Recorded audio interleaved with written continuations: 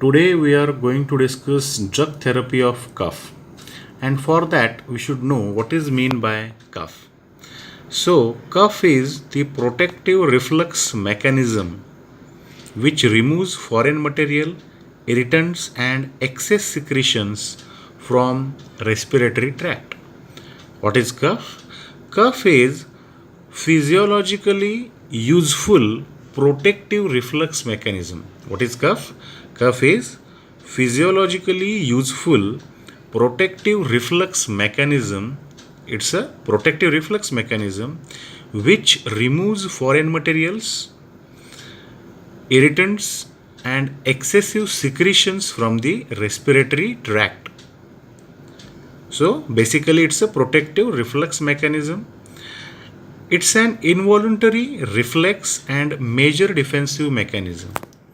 Means it's an involuntary reflex, means it is not in our hand, it is not in our voluntary control. That's why it's involuntary reflex and it's a major defensive mechanism.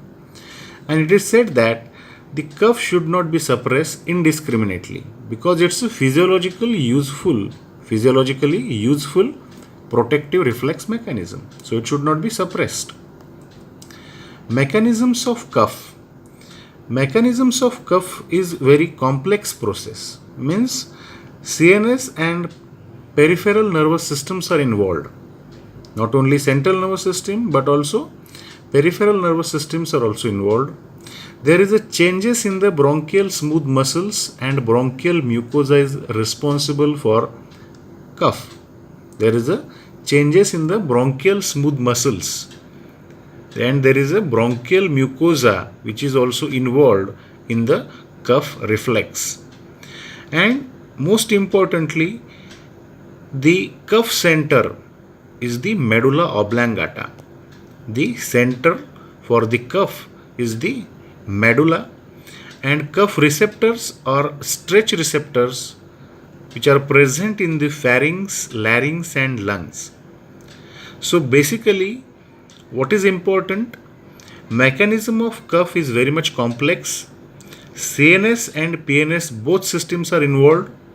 There is a main center in the central nervous system is the medulla oblongata, and peripheral cough receptors which are pulmonary stretch receptors, we can say. These pulmonary stretch receptors which are present in the lungs, larynx, pharynx. So these are the important things. Now here you can see the cough reflex, how the cough occurs. Means there should be some stimulus for the cough stimulus. And this cough stimulus in the form of pulmonary stretch receptors which are present in the larynx, pharynx, trachea, bronchi. These are the pulmonary stretch receptors, means any stimulus which irritates this larynx, trachea, bronchi, pharynx, and there is a stimulation of these pulmonary stretch receptors which send impulses to the central cough center via afferent limb of vagal nerves, which sends impulses to the cough center which is present in the medulla via afferent limb of the vagal nerve. And when it reaches to the cough center which is present in the medulla, there is a efferent limb of motor nerves which send impulses to the laryngeal respiratory muscles, and then there is a occurrence of cough. So there is an involvement of peripheral nervous system, there is involvement of central nervous system. So any cough stimulus which irritates larynx, pharynx, trachea, bronchi, that send impulses to the cough center which is present in the medulla, and from the medulla there is a motor nerves which stimulates the laryngeal or respiratory muscles, and there is the occurrence of cough. So this is basically cough reflex. Types of cough. There is a productive cough or non-productive cough. Or productive cough is also called as wet cough, and this wet cough is beneficial because it clears respiratory passage. Productive cough or the cough with expectorant expectoration, we can say. Productive cough or wet cough. Wet cough means cough with expectoration. Cough with expectoration. And this cough with expectoration is beneficial because it clears your respiratory passage, because it clears your respiratory tract. Whatever the excess secretions, mucus, irritants, foreign bodies, foreign materials, everything is removed with the help of this productive cough. So it's a beneficial cough. And non-productive or dry cough is harmful, and it should be suppressed by using cough center suppressants, because it's harmful. It will disturb your sleep and it is not useful at all. It is not useful at all. Now, what are the various common causes of cough? Common causes of cough means any respiratory tract infection. It may be upper respiratory tract infection or lower respiratory tract infection, any type of infection. Then allergic rhinitis, or those who are having smoking addictions. Smoking can cause cough. Chronic bronchitis, pulmonary tuberculosis, asthma, bronchial asthma patients having cough, along with expiratory wheeze. Gastroesophageal reflux can associated with cough. Pneumonia, congestive heart failure, bronchiectasis. So these are the common causes of the cough. Means they can cause dry cough as well as productive cough. That depends on the severity that presents on the progression of the disease. So initially it may be dry, later on it may convert into productive cough. So these are the common causes of the cough. Now the most important thing, that is the drug which causes cough. The drug which causes cough as a side effect, or drug which causes cough as a adverse effects. Most importantly, ACE inhibitors, which we use in case of hypertension, congestive cardiac failure. ACE inhibitors like captopril, lisinopril, perindopril, these are the drugs which can causes cough as a side effect, because what happens? There is a degradation of bradykinin. There is a degradation of bradykinin which is caused by angiotensin convertase enzyme. And here ACE inhibitors, what they do? ACE inhibitors, they inhibit the degradation of bradykinin. So there is more and more production of bradykinin in the lungs. So there is a chance of dry brassy cough, which is associated with ACE inhibitor, because of there is increased production of bradykinin. And it also causes angioedema. This bradykinin is responsible not only for the dry brassy cough, but it also causes angioedema. So ACE inhibitors which causes cough as a side effect, amiodarons, beta blockers, iodides, ethyl wafers can cause cough because it irritates your respiratory mucosa. Desflurane, it also causes cough because it causes irritation of the respiratory mucosa or bronchial mucosa. So these are the drugs which causes cough as a side effect. Now, how will you classify the drugs which are used in the treatment of cough? So basically you have to use the antitussives, means cough center suppressants or cough suppressants, expectorants, increase the volume of mucus secretions so that you can clear your respiratory passage, mucolytic, reduce viscosity of the mucus, and mucokinetic, increase mobility of the mucus, increase mobility of the cough, or increase mobility of the that viscous sputum. So basically we have to use antitussives, expectorants, mucolytics, and mucokinetics. Antitussives, either they are centrally acting and peripherally acting. Centrally acting, we use opioids and non-opioids. Opioids like codeine, folcodine, levopropoxyphene, and non-opioids like noscapine, dextromethorphan, benzonatate. So basically, antidepressives, they act centrally, center cuff center suppressants, codeine, folcodine, levopropoxyphene, noscapine, dextromethorphan, benzonatate. So these are the centrally acting antidepressives. Peripherally acting antidepressives in the form of pharyngeal demulcents like syrup, lozenges, linctuses, steam inhalation. So these are the centrally acting and peripherally acting antidepressives. Mucokinetics or expectorants in the form of guaifenesin, sodium citrate, potassium citrate, ammonium chloride. So these are the salts which we can use as expectorants or mucokinetics. Mucolytics in the form of bromhexine, ambroxol, acetylcysteine, carbocysteine, methylcysteine. So these are the mucolytics, and others like antihistaminics like diphenhydramine, chlorpheniramine, promethazine. These are the H1 antihistaminics. These are the H1 blockers. Antihistaminics like diphenhydramine, chlorpheniramine, CPM most commonly used, promethazine, or you can use bronchodilators like salbutamol, terbutaline, or local anesthetics like lignocaine. So these are the drugs that you can use in the treatment of cough. Antidepressives, the drugs which suppress the cough, that is called as antidepressives. They inhibit cough reflex by suppressing the cough center in the medulla. What they do? Antidepressives, they inhibit cough reflex by suppressing cough center in the medulla. They used in the symptomatic treatment of dry unproductive cough. They used in the symptomatic treatment of dry unproductive cough. Because unproductive cough or dry cough, it should be suppressed. It is not useful, it is harmful.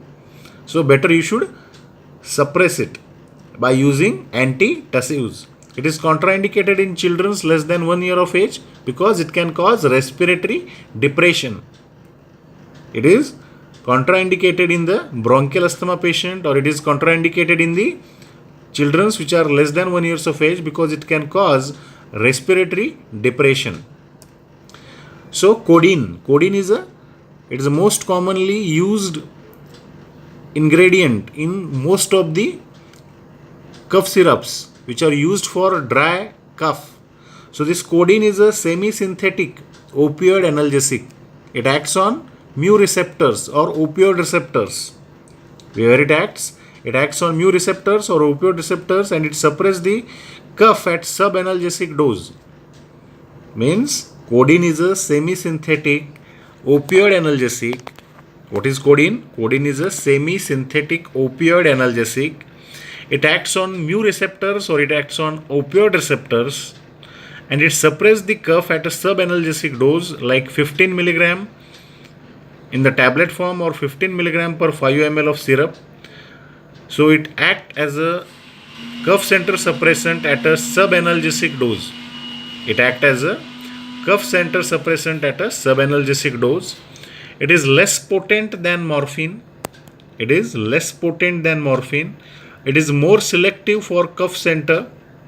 Morphine is also it suppresses the cough center, but it is less potent than morphine as an analgesic, but it is more selective for cough center.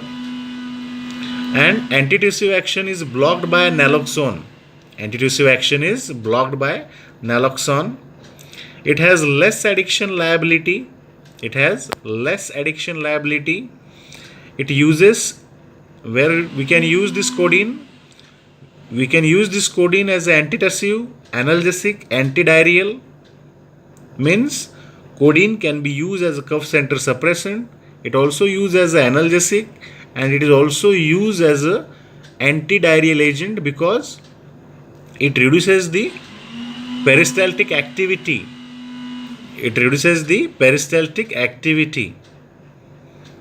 Adverse drug reaction, it can cause constipation because it reduces the peristaltic activity, and that's why it can use as an antidiarrheal agent. Though it is a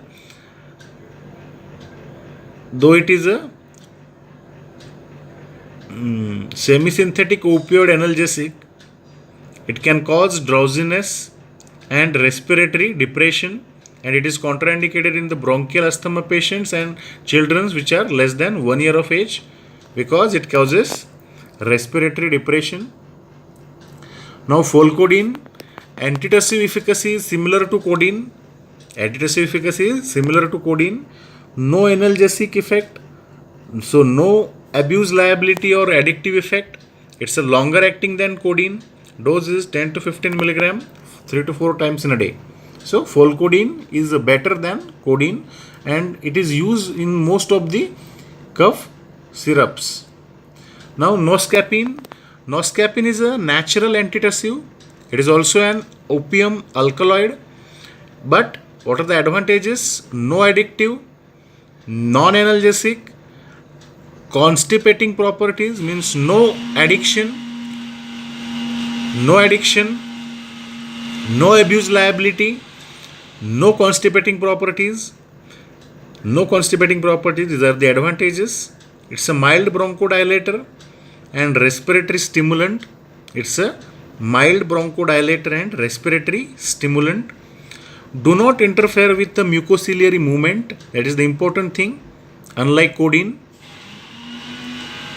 do not interfere with the mucociliary movement or mucociliary action of the respiratory mucosa. Potent antitussive effect. It is useful in spasmodic cough. Noscapine is useful in spasmodic cough. Doses is 15 to 30 milligram 4 times in a day. Adverse reactions like nausea, headache, tremors and bronchoconstriction. So it's a Noscapine, which is a natural antitussive. Dextromethorphan. It's a D-isomer of levorphenol. It's a D-isomer dextro of levorphenol. Does not act on opioid receptor. It raises the threshold for cough center in the medulla. How it acts? It's a NMDA receptor antagonist.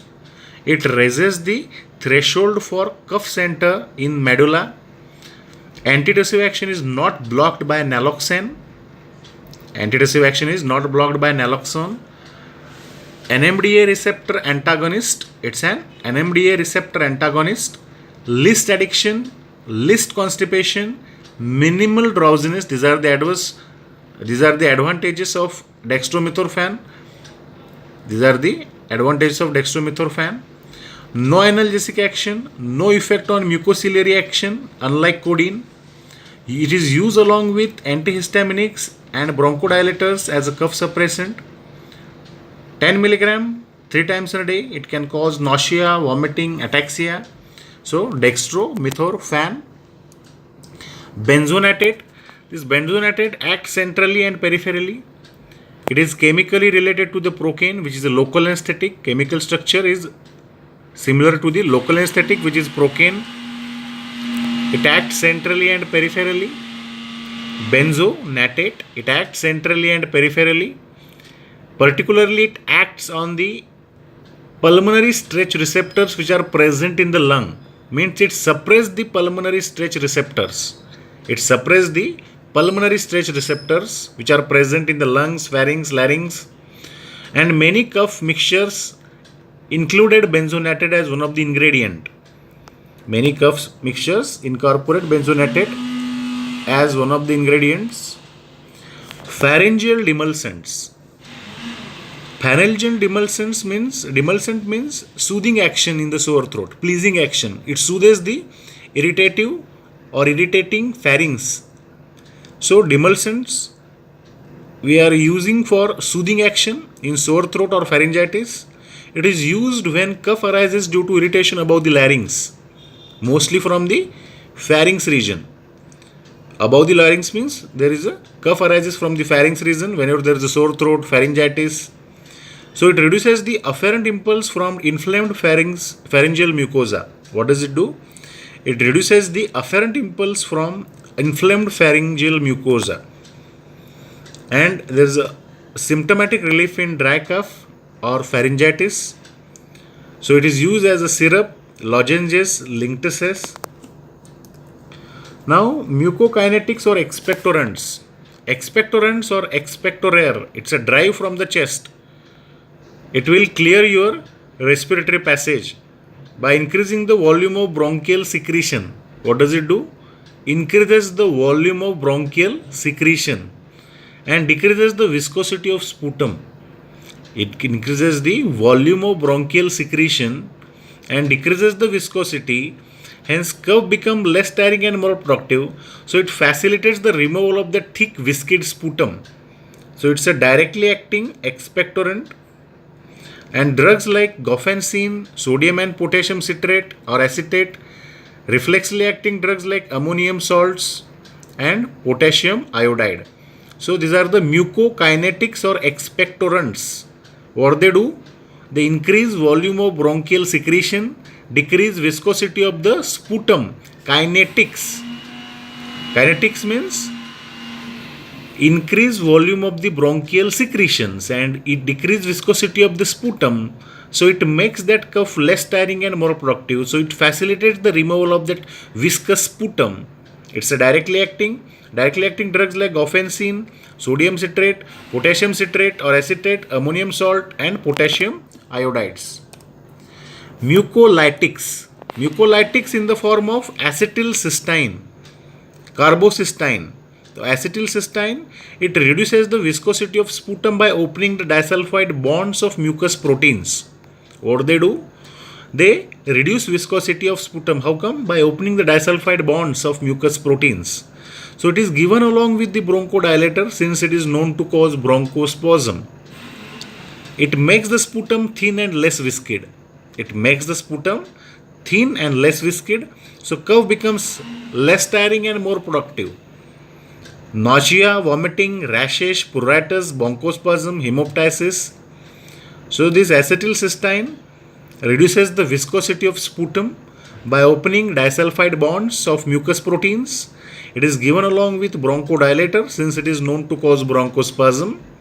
It makes the sputum thin and less viscid. So cough becomes less tiring and more productive. Nausea, vomiting, rashes, pruritus, bronchospasm, hemoptysis, these are the adverse effects. And it is also used, acetylcysteine is also used for antidote of paracetamol poisoning. It's an antidote for paracetamol poisoning and acetylcysteine. Bromhexine, it's a synthetic derivative of Vasaca or Vasicine. Increasing lysosomal enzyme activity which causes depolymerization of the mucopolysaccharides or the mucous proteins. Increasing lysosomal enzymes activity which causes depolymerization of the mucopolysaccharide or mucoproteins. So it makes sputum thin and less viscid. It increases the volume and decreases the viscosity of sputum.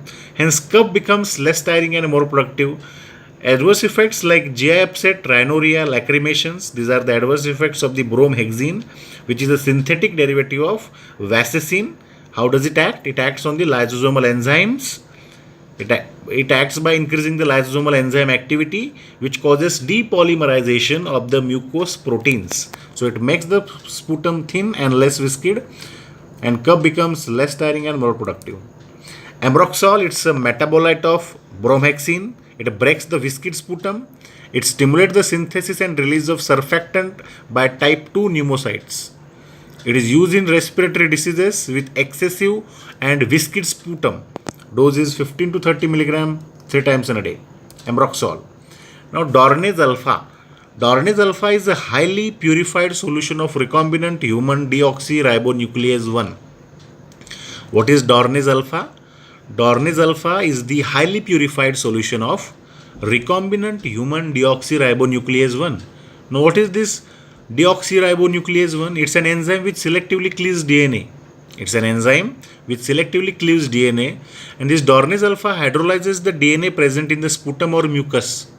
What does it do? It hydrolyzes the DNA which present in the sputum or mucus. So it improved clearance of secretions. So it is useful in patients of cystic fibrosis. And is given by inhalation. Dose is 2.5 milligram. Antihistaminic drugs, H1 antihistaminics or H1 blockers. It is added to the antitussives or expectorant formulation. antitussives or expectorant formulation. There is a relief in cough due to sedative and anticholinergic actions. There is a relief in cough due to sedative action. Antihistaminic can cause sedation. So because of its anticholinergic action or sedative action, there is a relief in cough. Lacks selectivity for the cough center. There is no expectorant action. Decreased secretion because of anticholinergic effect. So suitable for allergic cough but not for the asthma. But it is effective in asthma due to allergy, which is allergic in origin. It is suitable for allergic cough but not for bronchial asthma because of some other reasons. So drugs which we can use is the chlorpheniramine, that is the CPM, diphenhydramine or promethazine. These are the antihistaminic drugs or H1 blockers. Bronchodilators in the form of salbutamol and terbutaline. Bronchospasm induce or aggravate cough, we know that. Bronchospasm or bronchoconstriction can induce or aggravate cough. It increases the surface velocity of air flow during cough. What does it do? It increases the surface velocity of airflow. Clear secretions of airway. Not used routinely for every type of cough. It is used only when bronchoconstriction is present, as in bronchial asthma. Whenever there is a bronchospasm is there, you can use salbutamol, terbutaline, which are beta-2 agonist. Local anesthetics like lignocaine. It is used for intractable cough in the bronchial carcinoma. Lignocaine is used as a local anesthetic for intractable cough of bronchial carcinoma. It is administered by nebulizer to prevent the cough during endoscopy, and it is instilled topically in airways. So, local anesthetic that is used in suppression of cough is lignocaine. And what is the role of hydration in cough? Dehydration increases viscosity of secretion. So, adequate fluid decreases viscosity. So, you have to be very hydrate. Means take as much as water as possible, because adequate fluid decreases the viscosity of the sputum. Highly effective. And role of steam. It is useful for the liquefaction of the tenacious sputum. It makes the sputum less tiring and more productive. So it can facilitate the removal of all the viscid sputum. So basically what we have learned today, cough is a protective reflux. You have to treat the underlying cause, and if it is a symptomatic, then you have to go for the symptomatic treatment. Antitussives for the suppression of cough center, mucolytics for the lysis of that viscid sputum, mucokinetic facilitate the expulsion of that viscid sputum, and adjuvants that you can use like antihistaminics, bronchodilators. So this is all about drug therapy of cough.